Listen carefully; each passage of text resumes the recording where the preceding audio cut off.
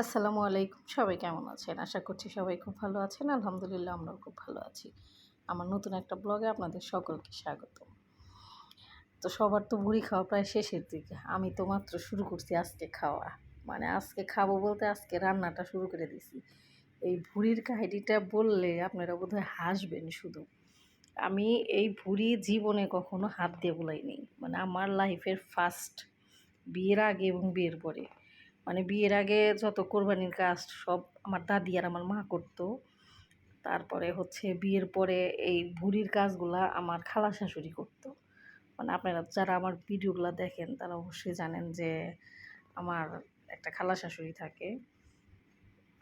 তো সেই খালা শাশুড়িটা হচ্ছে কোরবানির যে ভুঁড়ির কাজগুলা করতো।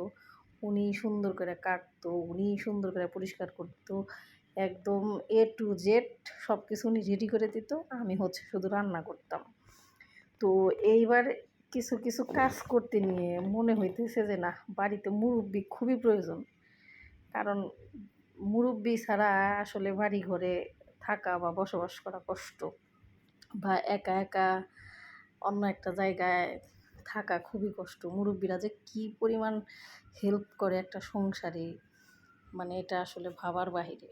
দেখা যায় যে কিছু কিছু সময় রান্না করতে নিলে সব কেটে ধুয়ে বেছে পরিষ্কার করে দেয়।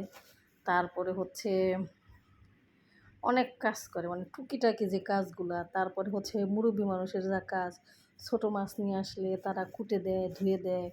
তারপরে হচ্ছে শাক নিয়ে আসলে বেছে দেয়। তারপরে মূলত যে কাজটা বেশি খুব প্যারাদায়ক সেটা করে দেয় হচ্ছে চিকন চিকন লতি যেগুলো আছে, দেশি লতি, সেইগুলা নিয়ে আসলে মুরব্বিরা বাড়িতে শাশুড়ি থাকলে, খালা শাশুড়ি থাকলে বা নানি দাদি থাকলে যেরকম বেছে বেছে দেয়। তো কিছু কিছু সময় এই কাজগুলা করতে নিলে মনে হয় যে না, এরা আরও অনেক দিন বেঁচে থাক, শুধু যে এই কাজ করে দেবে এর জন্য না। একটা সংসারে মুরব্বিরা হচ্ছে বাড়ির মানে মাথা, বাড়ির হচ্ছে হেড। তো তারা বেঁচে থাক অনেক দিন, তারা সুস্থ থাক, তাদের সুস্থতা কামনা করি। তো এইবার বুড়ি বাঁচতে যায় হচ্ছে আমি এই জিনিসটা খুব বেশি ফিল করলাম। মানে তাদের জন্য তো সবসময় দোয়া করি যে আল্লাহ তাদেরকে সুস্থ রাখুক, বাঁচায় রাখুক। আছেই শুধু কয়েকজন মুরব্বী মানুষ, তারপরে তাদের রেখে রেখে আলাদা থাকা লাগতেছে বা আলাদা রইছি, এটা আসলে মনে হলে একটু খারাপই লাগে। কিন্তু তারপরেও দেখা যায় যে কিছু করার নাই। লাইফের অনেক কিছু করতে হয়, ভালো মন্দ অনেক কিছু করতে হয়। তো যাই হোক, এই ভুঁড়িটা বাছা হয়েছে মানে আমার যে দেবর আছে শরীফ, ও আর আমি এই দুইজনে মিলে এত কষ্ট করে এটা করা হয়েছে। প্রথমে হচ্ছে গরম পানি দিয়ে একটু একটু উঠাই, আবার ওঠে না, আবার গরম পানিতে ভিজাই। তারপরে দেখা যায় যে শেষ মুহূর্তে উঠেই না, পরে আবার একটু গন্ধ গন্ধ কয়, মানে নিজের কাছেই কেমন অস্বস্তি লাগে। পরে আবার কি করছি, আবার সেই চুন নিয়ে আসায়া চুনের পানি দিয়ে কিছুক্ষণ ভিজায় রাখছি। মানে পুরো একটা প্যারাদায়ক ব্যাপার। এই প্যারার ব্যাপারটা আর আসলে বলা যাবে না। কিন্তু ভুঁড়ি হচ্ছে একটা স্বাদের জিনিস। এটা আসলে কেন জানি আমরা খুব পছন্দ করি। মানে ভুঁড়ি, তারপরে হচ্ছে নিহারি, কলিজা, গুর্দা, মাইটা, মানে এগুলো আসলে একটু পছন্দের জিনিস। তারপরে হচ্ছে এই যে জিহ্বা, তারপরে মানে গরুর যে কিছু কিছু জিনিসগুলো আছে, সিনার মাংসগুলা, এগুলো আসলে খাইতে গেলে একটু কষ্ট করা লাগে, কিন্তু কষ্ট করলেও কি হয়, খুবই মজাদায়ক জিনিস। তো যাই হোক, সব কিছু দিয়ে এবার আর হাতে মাখাই নাই।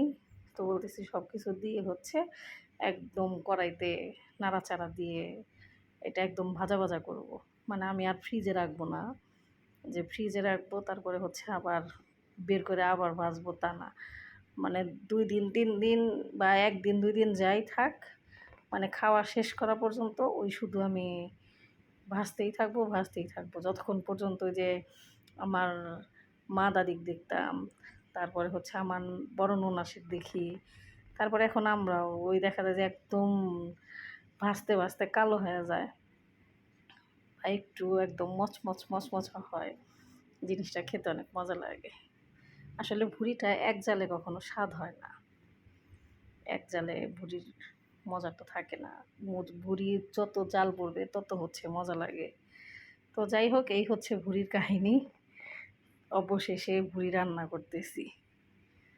তো ঠিক আছে, সবাই ভালো থাকেন। ফাইনাল লুকটা একটু দেখে বললেন যে কেমন হয়েছে। যদিও এটা এক জালের, আরও ২-১টা জাল হয়তো পড়বে। রাত্রে একটু জাল দেব বা আবার একটু সকালে জাল দেব। এই তো হলো অবস্থা। তো কার কার এরকম প্যারা ভোগ করা লাগছে ভুঁড়িতে, অবশ্যই একটু কমেন্টে জানাবেন। আর সবাই, আমার বাড়ির ২-৩টা মুরব্বি আছে, আমার শাশুড়ি, খালা শাশুড়ি, আমার যারও আত্মীয় স্বজন আছে, তাদের জন্য সবাই দোয়া করবেন। ঠিক আছে, সবাই ভালো থাকেন, সুস্থ থাকেন। দেখা হচ্ছে আগামী একটা ব্লগে। সে পর্যন্ত সবাই নিজের খেয়াল রাখেন। আল্লাহ হাফেজ। আসসালামু আলাইকুম।